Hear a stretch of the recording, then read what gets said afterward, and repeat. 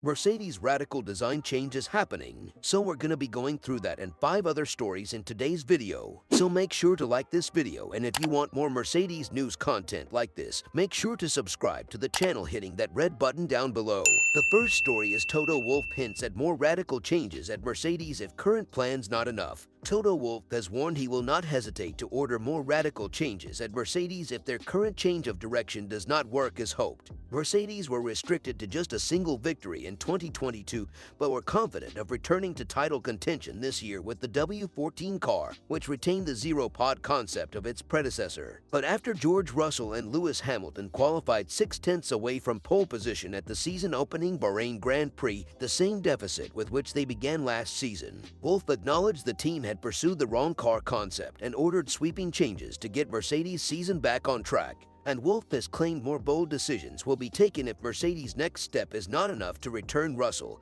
and Hamilton to regular race-winning form. Asked during the team principal's press conference at the recent Saudi Arabian GP if Mercedes were likely to undergo a complete change of chassis for the 2024 campaign, Wolff said, "When you speak about the chassis, the question is, do you speak about the monocoque and basically the tub, or are we speaking about everything else around? And these are the areas we are chasing now. And once you come to the conclusion in the next few months that that was the right avenue, then things are going to continue that way. And if we see that is not enough to actually challenge for the front, then there might be more radical decisions that need to be taken." After Wolff admitted that the Bahrain GP was one of the worst days of his career, Hamilton's frustration appeared to get the better of him as he claimed the Mercedes technical team had ignored his guidance on the development path of the W14. Hamilton has since gone on to describe himself as the gateway to the car's performance. Since effectively becoming the team boss in 2014, Wolff has prided himself on a no-blame culture within Mercedes. However, the Silver Arrow's prolonged period of underperformance is set to put that to the test. His admission in Bahrain that the team have taken the wrong path seemingly out of step with the words of Mercedes technical staff earlier that weekend. The second story is Mercedes open up on chances of success at upcoming Australian Grand Prix. Mercedes head into the 2023 Australian Grand Prix with their trackside engineering director Andrew Shovlin hopeful of a podium fight. As for the rather distant P3 finisher that has been Aston Martin's Fernando Alonso at the start of the campaign, the AMR23 having proven to be the second fastest race car at the first 2 battlegrounds, Mercedes meanwhile found better performance as they left Bahrain for Saudi Arabia, George Russell initially claiming a podium at the latter before Alonso's 10-second post-race penalty was rescinded. And so Shovlin hopes that Mercedes in Melbourne can fight for a top 3 finish, this time with a different outcome. The car is hard work to get into the right window, and it's not as easy for the drivers as it needs to be, but we've certainly found a better balance than in Bahrain, and it has been a lot kinder on its tires, he said. "We're under no illusion that we have a lot of work to do. We've been busy at the factory searching for performance, and the initial findings are encouraging, which gives us the motivation to keep working hard to improve. We're looking forward to the next race in Melbourne. It's closer in characteristics to Saudi than Bahrain, so hopefully we'll have a car that we can fight for a podium. If there is any more performance that we can bring, we'll make sure we get it to the track." Mercedes technical director Mike Elliott had, in their Saudi Arabian GP debrief, also stated his hope that the team can make another small step forward in Melbourne. That being said, he stressed that Mercedes are still in a learning process, having started the season in disappointing fashion, once more far adrift of the leading pace. "Firstly, our main aim at the moment is to continue learning,"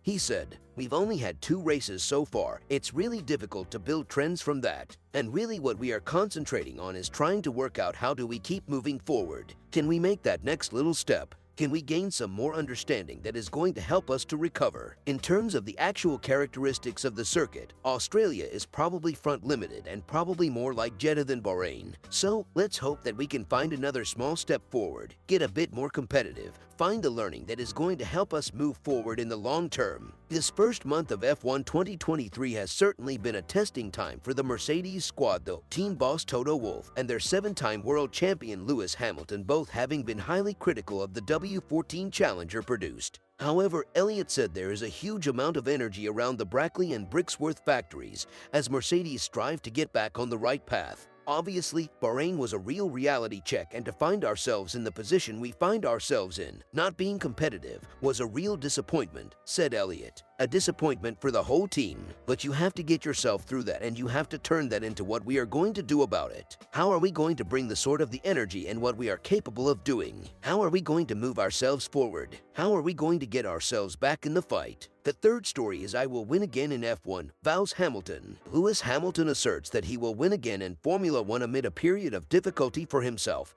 and the Mercedes team. Hamilton holds the record for the most race victories in F1 with 103. However, his last Grand Prix win came at the 2021 Saudi Arabian Grand Prix 15 months ago. Mercedes started the 2022 on the back foot amid the introduction of new technical regulations, and its poor form has carried over to the 2023 campaign. But Hamilton has faith that he will take to the top step of the podium again before he departs the sport. I will win again. It's just going to take some time, he said. Of course, in 2021 when we were here, we were hoping to be fighting for another world championship. You know, you never know what's up ahead. There will be things that happen in all of our lives that we least expect. But it's not how you fall, it's how you get up. It's how you deal with it. It's how you show up. It's how you continue to remain positive and tackle the issues that you're faced with. And so that's where my energy is going into. And that's where every single person in the team is focused on. Mercedes W14 car for 2023 has been unable to contest against Red Bull in the opening rounds of the campaign. George Russell, Hamilton's teammate, stated that his race win in Brazil last year led the team down an incorrect path. Mercedes held optimism before the start of the year that it would be in a better position come the Bahrain opener compared to 2022. Hamilton says that he was informed that the car would be competitive towards the front of the field, a situation that has not yet materialized. I think the comments that I would hear is that we probably won't hit the ground straight away at the front, but we should be there or thereabouts, he said. So yeah, it was a bit of a shock when that wasn't obviously the case. I knew that we weren't in the right place. When you saw the car for the first time, it looks still so much different to those that are our competitors. And it's always nerve-wracking in that moment. But it looked nice. Obviously, the color looks nice, but I honestly don't care what color it is as long as it's quick.